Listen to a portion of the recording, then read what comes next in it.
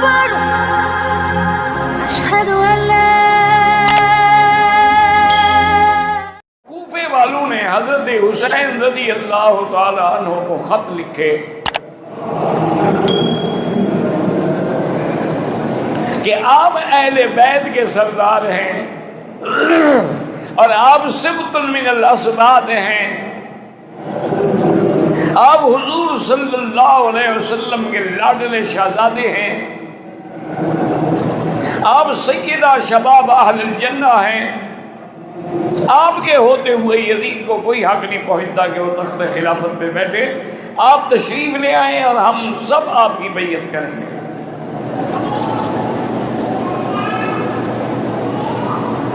شاہ عبد العزیز محدث دہلوی رحمۃ اللہ علیہ نے لکھا ہے کہ 12,000 خطوط انہوں نے بھیجے۔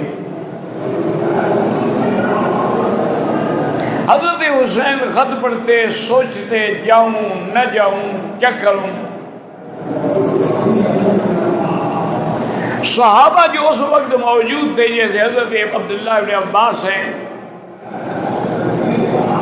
ان سے مشورہ کیا، انہوں نے کہا حضرت آپ نہ جائیں۔ یہ کوفے والے لوگ جو ہیں ان کی تاریخ کے اندر وفا نہیں ہے۔ ہمارا مشورہ یہ ہے کہ آپ مدینے میں ہیں، وہ ٹھیک ہے پریشر ڈال رہا ہے بیعت کے لیے، لیکن یہاں آپ کا کچھ نہیں بگاڑ سکتا۔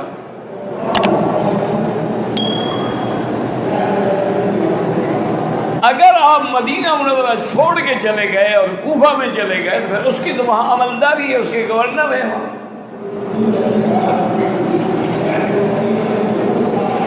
حضرت حسین رضی اللہ تعالیٰ عنہ بار بار کہیں کہ بھائی اگر قیامت میں اللہ نے سوال کیا کہ آپ کو لوگ بلا رہے تھے بیعت کے لیے، تو آپ نے اس وقت حق کا ساتھ کیوں نہیں دیا؟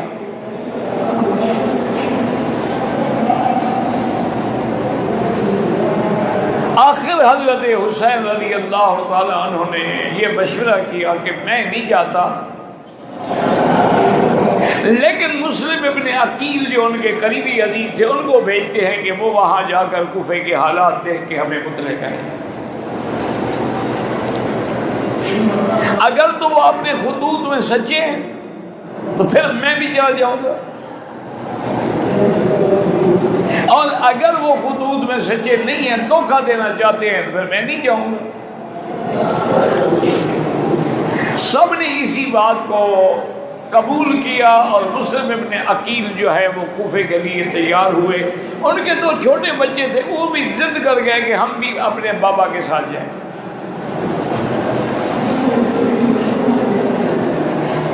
حضرت مسلم ابن عقیل نے بڑا روکا، بھی آپ چھوٹے بچے ہیں، بڑا سفر ہے مدینہ منورہ سے کوفے کا، لیکن بچوں کی ضد ہوتی ہے، محبت ہوتی ہے، ان کا نہیں ہم تو جائیں گے۔ تو حضرت مسلم ابن عقیل رحمت اللہ علیہ اپنے 2 بچوں کو لے کے کوفے کی طرف چل پڑے، اور کوفہ والوں کو جب پتہ لگا حضرت مسلم ابن عقیل کی آمد کا تو سارا کوفہ جو تھا استقبال کے لیے امٹ پڑا۔ چھوٹے بڑے بچے سب سڑکوں پہ نکل آئے اور اصحاب رسول کے نعرے لگانے لگے، اور ہزاروں آدمیوں نے تو وہی راستے میں ہی حضرت مسلم بن عقیل کی بیعت کر لی۔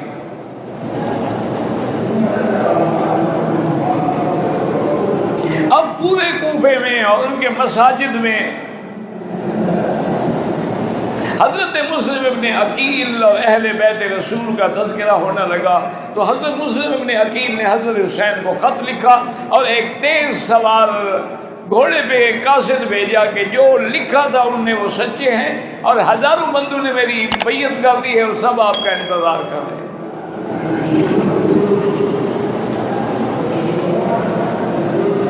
کہتے ہیں کہ یزید کو پتہ لگا کہ بھی کوفے کی تو فضا ہی بدل گئی ہے، کوفہ تو سارے کا سارا مسلم ابن عقیل کے ہاتھ میں بیعت کر چکا ہے،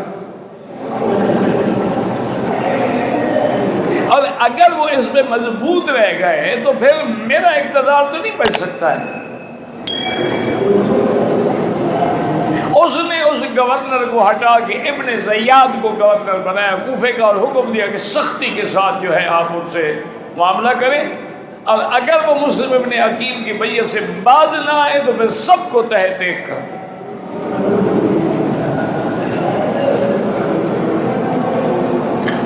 ابن زیاد جو کہ تاریخ میں ایک بہت ظالم قسم کا گورنر تھا، اس نے آتے ہوئے ایسی فضا پیدا کی، اس نے تقریر کی کھڑے ہو کے کہ کوفے والوں سن لو، اگر تم نے یزید کی بیعت سے ہاتھ کھولا ہے، توڑا ہے، تو یہ نقض بیعت جو ہے یہ غداری ہے اور اس کی سزا موت ہے۔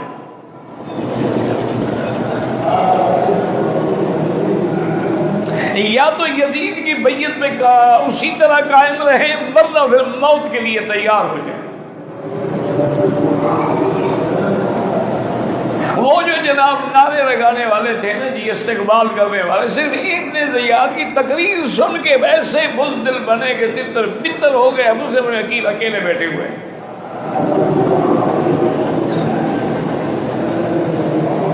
اور سارے کوفے میں مسلم ابن عقیل کو اب پناہ دینے والا کوئی نہیں، گھر میں بٹھانے والا کوئی نہیں، ماں سوا ہانی ابن عروہ ایک آدمی تھا جو اپنے گھر لے گیا۔ ابن زیاد کی فوجوں نے ہانی ابن عروہ کے گھر پر بھی محاصرہ کر دیا۔ مسلم ابن عقیل نے اس کو سمجھانے کی بڑی کوشش کی کہ یہ خطوط دیکھو، ان نے ہمیں بلایا تھا، ہم آئے ہیں، اگر یہ ہماری بیعت پہ قائم نہیں ہے تو ہم واپس چلے جاتے ہیں۔ انہوں نے کہا کہ نہیں، اب واپس نہیں جا سکتے آپ۔ تو اس نے اپنی فوجوں کے ذریعے حملہ کیا، ہانی ابن عروہ کو بھی اور مسلم ابن عقیل کو بھی، اور ان کے دونوں فرزندوں کو شہید کر دیا۔ وہ معصوم بچے بھی شہید ہو گئے۔ اب حضرت حسین یہاں سے قافلہ لے کے ان کے خط آنے پر چل پڑے تھے کہ بھی وہاں تو حالات ٹھیک ہے، اسی لیے آپ نے اپنے خاندان کو بھی ساتھ لے لیا کہ وہاں کوئی جنگ تو نہیں کرنی۔ وہاں جب حالات ٹھیک ہیں، وہ لوگ ہماری بیعت پہ تیار ہیں، صاف بات ہے کہ میں اپنے بچوں کے ساتھ رہوں گا۔ حضرت حسین رضی اللہ تعالی عنہ راستے میں تھے کہ آپ کو خبر ملی کہ مسلم ابن عقیل شہید ہو گئے، اور تمام کوفے والوں نے انکار کر دیا ہے، بیعت توڑ ڈالی ہے، اور کوئی بھی اس وقت ایک بندہ بھی آپ کی حمایت میں بولنے والا نہیں ہے۔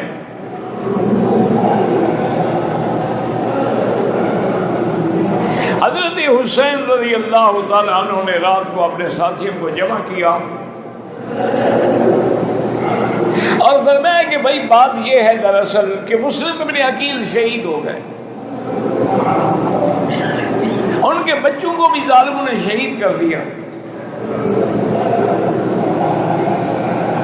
اب جو آدمی تم میں سے واپس مدینہ منورہ جانا چاہتا ہو، میری اجازت ہے وہ چلا جائے۔ میں نے ضرور آگے جانا ہے کہ مجھے حضور پاک نے اپنے نانا نے ایک خواب بتایا تھا کہ مجھے خواب میں ایک زمین دکھلائی گئی ہے جس کی ریت بھی سرخ ہے، وہاں حسین نے شہید ہونا ہے۔ میں تو پھر اپنی شہادت گاہ سے پیچھے نہیں ہٹ سکتا۔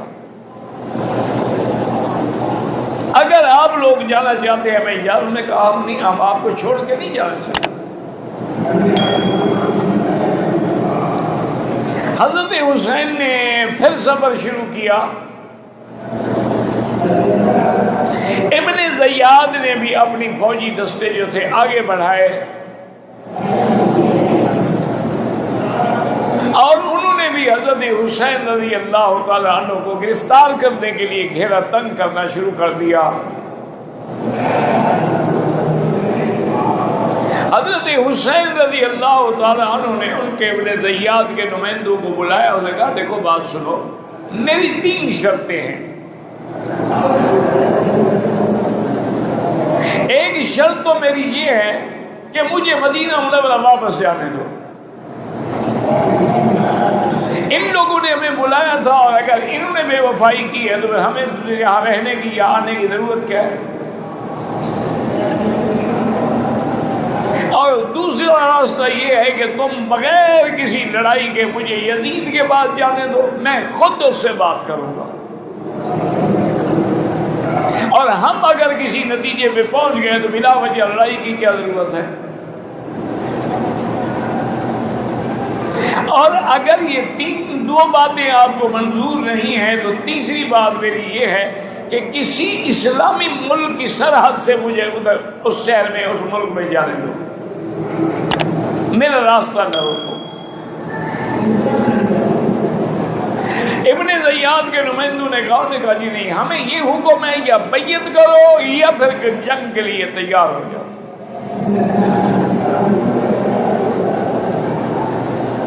حضرت حسین نے فرمایا کہ میں کیسے مسلم ابن عقیل کے قاتلوں کے ہاتھ میں کیسے بیعت کر سکتا ہوں؟ اب تو تمہارا ظلم جو ہے وہ واضح ہو چکا ہے. حضرت حسین بڑھتے رہے اور وہ بھی راستہ بھی دیتے رہے اور گھیرا بھی تنگ کرتے رہے حضرت حسین کا. ان کے پاس تو فوج تھی نا.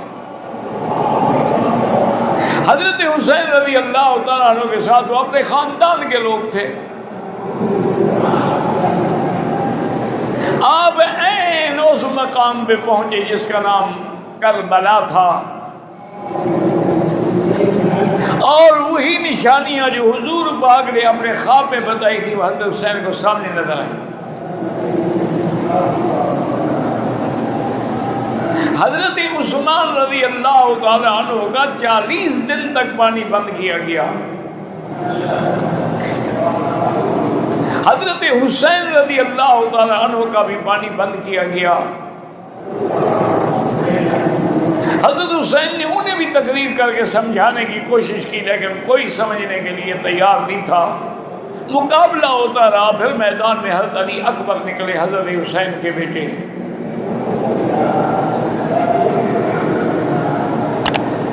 وہ اہل بیت کے شہزادے تھے اور بہادر تھے. انہوں نے ماشاءاللہ اپنی ہمت سے اور شجاعت سے، لیکن پیاسے ہیں.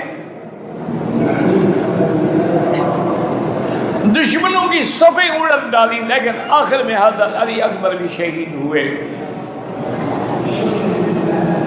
سیدنا حسین رضی اللہ تعالیٰ عنہ اپنے ہاتھوں سے اپنے بیٹے کی لاش اٹھا کے گھر لائے. خیموں میں لے آئے. گھر کہاں تھے؟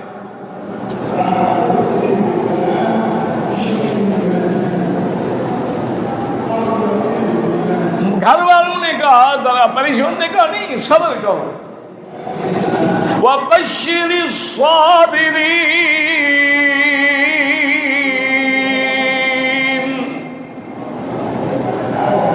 الَّذِينَ إِذَا أَصَابَتْهُم مُّصِيبَةٌ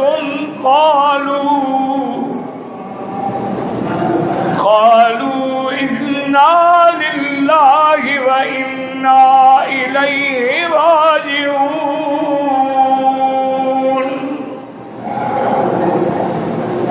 أولئك عليهم صلوات من ربهم ورحمة وأولئك هم المهتدون. حسین نے کہا تم اہل بیت رسول ہو، صبر کرو. ہمیں صبر کا حکم دیا گیا ہے. ہمیں فریاد کرنے کا، واویلا کرنے سے آقا نے منع فرمایا ہے. حضرت علی اصغر پیاس سے تڑپ رہے تھے تو آپ کی بیٹی نے دیا. انہوں نے کہا یہ چھوٹا بچہ ہے، اس کا کون ظالموں سے کہو شاید اس پہ رحم کر کے پانی دے دے. حضرت حسین حضرت علی اصغر کو اپنے ہاتھوں میں لے کے آئے. کہا ظالمو، اس معصوم بچے نے کہا کہ تم سے کوئی جنگ کی ہے، اس کو پانی دے دو. لیکن ایک شکی نے وہاں سے تیر مارا جس سے حضرت علی اصغر بھی آپ کے ہاتھوں میں شہید ہو گئے.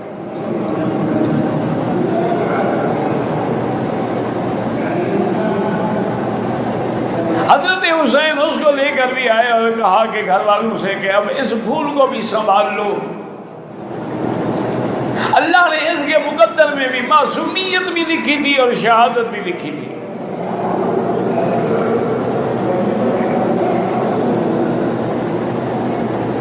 آخر میں حضرت حسین چونکہ زین العابدین بیمار تھے، خود چلنے کے بھی قابل نہیں تھے، اب حضرت حسین میدان میں نکلے ہیں.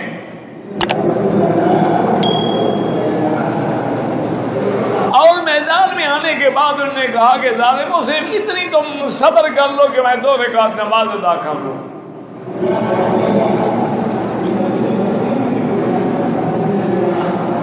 اور وہ بھی اہل بیت کے جوانوں کی شہادت اور ان کی جرت اور ان کی حمایت دیکھ چکے تھے، اور حضرت حسین کا صبر بھی دیکھ چکے تھے کہ جو جوان بیٹے کی میت پہ نہ رویا وہ حسین، جس نے اپنا سب کچھ کھو کے پھر کچھ نہ کھویا وہ حسین. وہ جانتے تھے کہ یہ حسین ہیں اور اہل بیت کے سردار ہیں. انہوں نے بھی موقع دیا، لیکن حضرت جب نماز میں آئے تو شمر الجوشن نے آ کے آپ پہ حملہ کیا.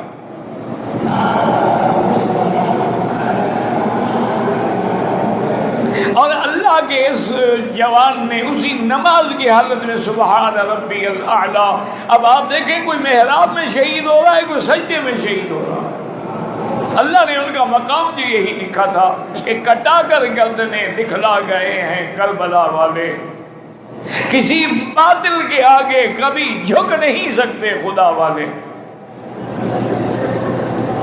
اور انہوں نے یہ فیصلہ کر دیا کہ آدمی جان دے سکتا ہے، قربانیاں دے سکتا ہے، لیکن باطل کے ہاتھ پہ ہاتھ دے کے بیعت نہیں کر سکتا. اسی لیے کسی نے کہا تھا کہ حقہ کے بنا لا الہ سو حسین، کہ توحید کو زندہ کر دیا حسین نے کہ ہم اللہ کے نام پہ مرنے والے ہیں، کسی باطل کے آگے جھکنے والے نہیں ہیں.